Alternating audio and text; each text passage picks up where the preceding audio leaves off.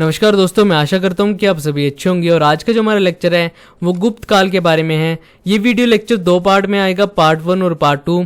इस पार्ट 1 में हम ये देखेंगे कि गुप्त काल में कौन कौन से राजा हुए हैं और उन्होंने क्या क्या कार्य करवाए थे। अगला पार्ट जो होगा पार्ट 2, उसमें हम इस काल की सामाजिक व्यवस्था के बारे में जानेंगे, धार्मिक व्यवस्था के बारे में जानेंगे, आर्थिक व्यवस्था और यहाँ पे जो कला प्रचलन में थी उसके बारे में हम अगले पार्ट में डिटेल से देखेंगे। तो मैं आशा करता हूँ कि आपको इससे बहुत कुछ सीखने को मिलेगा। तो चलिए स्टार्ट करते हैं। देखिए कितनी अच्छी बातें कही गई हैं कि इस संसार में सबसे बढ़िया दवा जो है वो है हंसी, सबसे बढ़िया संपत्ति है बुद्धि, सबसे अच्छा हथियार है धैर्य और सबसे अच्छी सुरक्षा है विश्वास। और सबसे आनंद की बात यह है कि ये सब निःशुल्क मिलता है, यानी कि ये सब पाने के लिए आपको कोई भी पैसे नहीं देने हैं, ये सब फ्री में मिलता है। सबसे बढ़िया दवा इसलिए कहा गया है हंसी को क्योंकि जो इंसान खुश रहता है उसे दवा की जरूरत नहीं पड़ती, क्योंकि बोलते हैं कि अगर आप खुश रहते हैं तो आपको बीमारी बहुत कम लगती है। दुखी व्यक्ति जो होता है वो ज्यादा बीमार पड़ जाता है, इसलिए खुश रहा करो। सबसे बढ़िया जो संपत्ति बोला गया है वो बुद्धि को बोला गया है। देखिए आपने सुना होगा कि आपका सब कुछ चुरा लिया जा सकता है पर आपकी बुद्धि कोई नहीं चुरा सकता, आपका ज्ञान को कोई नहीं चुरा सकता, ये मरते दम तक आपके साथ रहेगा, कोई चोर उसे चुरा नहीं सकता। इसलिए सबसे बड़ी संपत्ति इसे ही माना जाता है। सबसे अच्छा हथियार है धैर्य, यानी कि आप धैर्य रखेंगे, आगे बढ़ते रहेंगे तो आपको एक दिन सफलता जरूर मिलेगी। देखिए आपने एक कहानी सुनी होगी कि एक दीवार पर एक चींटी चढ़ती है, तो कई बार वो चढ़ती है, फिर गिर जाती है, फिर चढ़ती है, फिर गिर जाती है, पर एक समय ऐसा आता है कि वो उस दीवार पर चढ़ जाती है। तो इसका ये मतलब हुआ कि उसने धैर्य नहीं छोड़ा और हमेशा परिश्रम करती रही, तो उसे मंजिल मिल गई। तो धैर्य ही सबसे बढ़िया हथियार माना जाता है। सबसे अच्छी सुरक्षा है विश्वास। देखिए जो इंसान खुद पर विश्वास करता है उसे दूसरों की सलाह की जरूरत नहीं पड़ती है और ये सबसे बड़ी सुरक्षा है। देखिए आप अगर खुद पर विश्वास करेंगे तो आपके अंदर जो पॉजिटिव एनर्जी आएगी, यानी कि आप मोटिवेट भी रहेंगे और आपको दूसरे के सहारे की जरूरत नहीं पड़ेगी। खुद पर विश्वास करिए और आगे बढ़ते रहिए। और ये सब बातें निःशुल्क इसलिए कहा गया है कि अगर इंसान ने अपने अंदर ये सब बातें डेवलप कर ली, अगर इन बातों पर भरोसा करना वो शुरू कर दिया तो वो इंसान दूसरों से कई गुना आगे बढ़ जाएगा। तो इन बातों से सीखना चाहिए। तो हम स्टार्ट करते हैं गुप्त राजवंश के बारे में। तो गुप्त राजवंश को भारत का स्वर्ण युग कहा जाता है। देखिए इस समय में कला के बारे में काफी सारी जानकारी मिलती है, कला में काफी समृद्ध हो जाता है भारत, और यहाँ पे जो मूर्ति कला, जो मंदिर कला काफी प्रचलन में आ जाती है। मौर्य वंश के पतन के बाद भारत में राजनीतिक एकता फिर से स्थापित कर दी थी गुप्त काल ने। यानी कि मौर्य काल में मैंने आपको पढ़ाया था कि मौर्य काल में जो प्रशासनिक इकाई थी, यानी कि एक ही राजा पूरे भारत को कंट्रोल करता था, वो प्रशासक को वहां पर बिठा देता था, अलग अलग क्षेत्रों में अपने प्रशासक को बिठाता था। मैंने आपको पढ़ाया था कि 5 प्रांतों में इसने अपने प्रशासनिक इकाइयों को बांटा था, यानी कि 5 प्रांतों में ये प्रशासन करता था और उसका हेड जो होता था वो राजा ही होता था। यानी कि ये जब ऑर्डर देगा तो वही वो फाइनल होगा। तो एक प्रशासनिक इकाई में बांध दिया गया था भारत को। और जब मौर्य काल खत्म होता है तो उसके बाद प्रशासनिक एकता जो थी वो खत्म हो जाती है। और फिर जब गुप्त वंश शुरू होता है तो उसके बाद फिर से भारत एक प्रशासनिक इकाई में आना शुरू हो जाता है। तो मौर्य वंश का जो स्थान था वो उत्तर प्रदेश और बिहार में माना जाता है, यानी कि मगध का एरिया जो था वहीं से इस वंश की शुरुआत मानी जाती है। आप यहाँ पे देख सकते हैं, यहाँ से ये शुरू होता है। इस वाले पूरे पोर्शन को इसने अपने कब्जे में कर लिया था। ये आपको ग्रीन जो दिखाई दे रहा है ये इसके अंदर में आता था। तो गुप्त काल को जो प्रथम स्वतंत्र शासक था वो चंद्रगुप्त प्रथम को माना जाता है। देखिए इससे पहले 2 शासक और हुए हैं, श्रीगुप्त और घटोत्कच। ये जो शासक थे ये स्वतंत्र शासक नहीं हुए, यानी कि ये किसी राजा के अधीन में आते थे। अगर आपको पेपर में पूछा गया कि गुप्त वंश का संस्थापक कौन था तो आप श्रीगुप्त को टिक करेंगे। अगर आपसे पूछा गया कि गुप्त वंश का वास्तविक संस्थापक कौन था तो आप चंद्रगुप्त प्रथम को टिक करेंगे। तो ये जो श्रीगुप्त थे और घटोत्कच थे, घटोत्कच के बारे में हमें जानकारी महाभारत से भी मिलती है। तो ये जो 2 शासक थे ये किसी के अधीन में आते थे और उसके बाद जब चंद्रगुप्त प्रथम शासक बने तो ये स्वतंत्र शासक हुए, यानी कि इनके हाथ में अब पावर थी डिसीजन लेने की, तो ये स्वतंत्र शासक हुए। चंद्रगुप्त प्रथम गुप्त वंशावली के सबसे शक्तिशाली शासक माने जाते हैं और इन्होंने महाराजाधिराज की उपाधि धारण की थी। इन्हें एक उपाधि मिली थी जिसका नाम महाराजाधिराज था। तो इससे क्वेश्चन बनता है, चंद्रगुप्त प्रथम ने गुप्त संवत की शुरुआत की थी। देखिए गुप्त संवत जो है वो एक एरा बोलते हैं कि एक काल की शुरुआत इन्होंने की थी। शक संवत की शुरुआत जो की थी वो कुषाण वंश के राजाओं ने की थी। तो इससे भी क्वेश्चन बनता है। और अगर आपसे पूछा गया कि गुप्त संवत की शुरुआत किसने की थी, तो चंद्रगुप्त प्रथम जी ने की थी 319 ईसा पूर्व में। तो आप इसे याद रखिए। इसने लिच्छवी को अपने साम्राज्य में सम्मिलित कर लिया था। लिच्छवी एक क्षेत्र था और इसने लिच्छवी की राजकुमारी कुमार देवी से विवाह कर लिया था।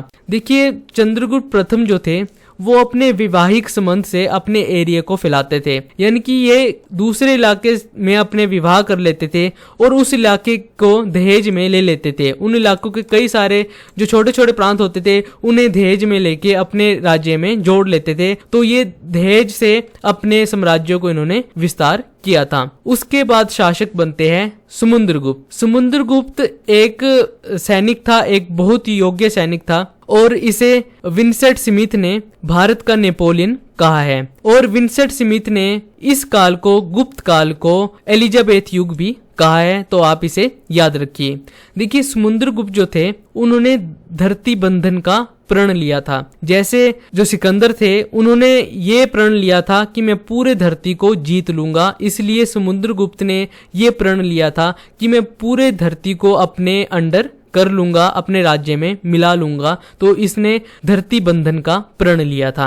इसके दरबार में हरिसेन एक मंत्री रहते थे जिनकी रचना थी प्रयाग प्रशस्ति। एक अभिलेख लिखा था जो अभिलेख हरिसेन जी ने लिखा था। और हरिसेन जी के अभिलेख में हमें समुद्रगुप्त के विजय के बारे में जानकारी मिलती है, यहाँ के साम्राज्य विस्तार के बारे में जानकारी मिलती है और समुद्रगुप्त के दक्षिण विजय के बारे में भी हमें इस अभिलेख में कुछ जानकारी मिलती है। और यह अभिलेख था प्रयाग प्रशस्ति। तो इसे आप याद रखिए, इससे क्वेश्चन बनता है। प्रयाग प्रशस्ति में समुद्रगुप्त को लिच्छवी दोहित्र कहा गया है। देखिए लिच्छवी का क्षेत्र जो था वो इसका नानी का घर था, यानी कि कुमार देवी जो थी वो लिच्छवी की थी, इसलिए इसे लिच्छवी दोहित्र कहा गया है। क्योंकि लिच्छवी के क्षेत्र को इसने जब अपने अंडर लिया था तो लिच्छवी के क्षेत्र में इसने बहुत ज्यादा कर लिया था, यानी कि टैक्स लिया था। तो इसलिए इसे लिच्छवी दोहित्र की उपाधि दी थी। इसने अपने एरिया को काफी विशाल तरीके से फैला लिया था। बंगाल की खाड़ी से लेकर पूर्वी इलाके तक ये पूरे इलाके को इसने अपने अंडर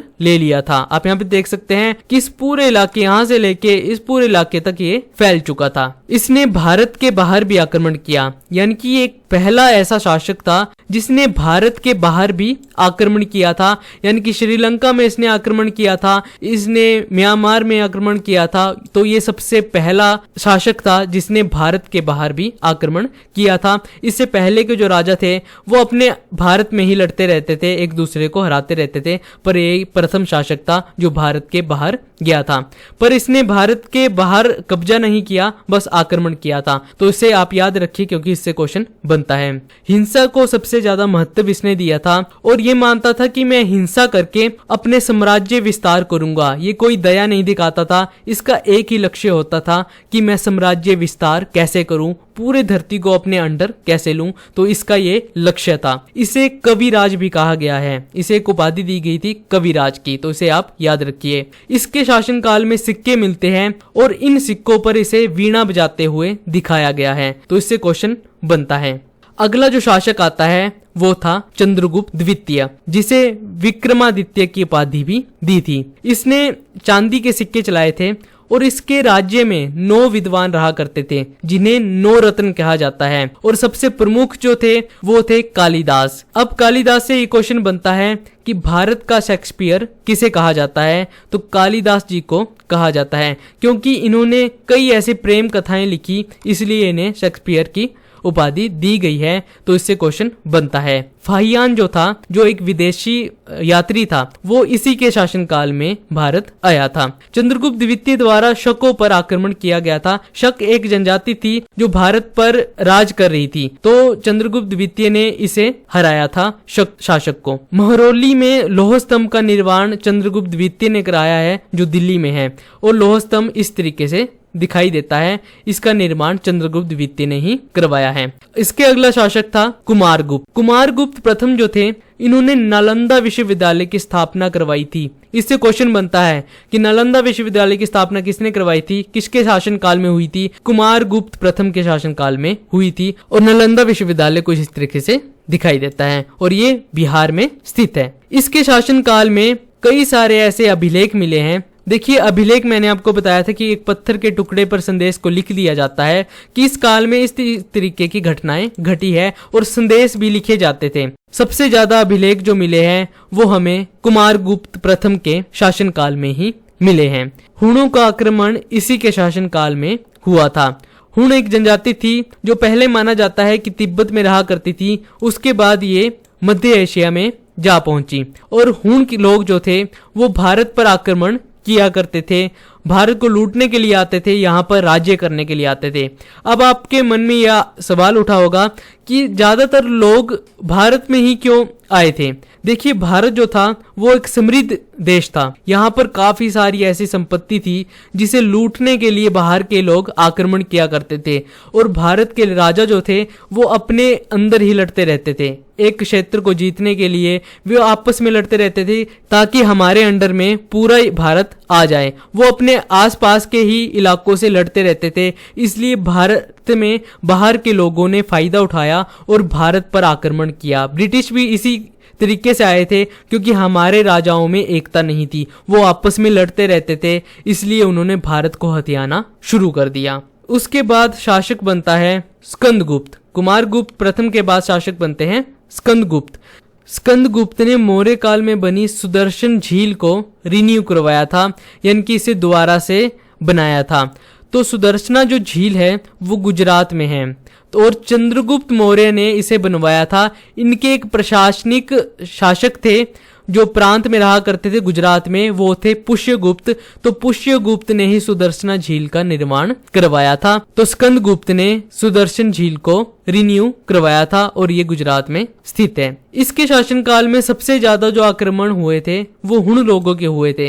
देखिए, हुण लोग जनजाति जो थी वो भारत में आक्रमण करती रहती थी, और भारत के राजाओं को इसने बहुत ज्यादा परेशान किया, क्योंकि ये लूटने के लिए भारत में आया करती थी। स्कंदगुप्त जो था वो गुप्त काल का आखिरी शासक था, और ये शक्तिशाली शासक था। इसके मरने के बाद गुप्त वंश जो है वो टूटना शुरू हो जाता है। इसके बाद कई सारे ऐसे राजा आते हैं, पर वो गुप्त वंश को संभाल नहीं पाते, और धीरे धीरे करके गुप्त वंश जो है वो खत्म होना शुरू हो जाता है। इसके बाद कई सारे ऐसे राजा है, जैसे पुरुगुप्त हो गए, कुमारगुप्त द्वितीय हो गए, बंधुगुप्त हो गए, जैसे देवगुप्त, माधवगुप्त, ये सारे कई सारे ऐसे राजा है, पर इनसे क्वेश्चन नहीं बनता, और इन्होंने ऐसे काम किए भी नहीं जिनसे क्वेश्चन बन सके। तो जितना भी मैंने आपको पढ़ाया है गुप्त वंश से यही पूछा जाता है। अगला लेक्चर जो होगा, जो इसका पार्ट 2 होगा, उसमें हम इस काल की कला के बारे में जानेंगे कि किस तरीके की कला यहाँ पर प्रचलन में थी, यहाँ की सामाजिक व्यवस्था कैसी थी, यहाँ की धार्मिक व्यवस्था कैसी थी, यहाँ की आर्थिक व्यवस्था कैसी थी। तो इसके बारे में हम अगले पार्ट में, पार्ट 2 में देखेंगे, और अच्छे से डिटेल से उसे पढ़ेंगे। तो ये था आज का लेक्चर। अपने आसपास सफाई रखिए, पानी को सेव करिए, अपने सोसाइटी को अच्छा बनाइए, और जितना हो सके इस लेक्चर को शेयर करिए। मिलते हैं अगले लेक्चर में, तब तक के लिए जय हिंद।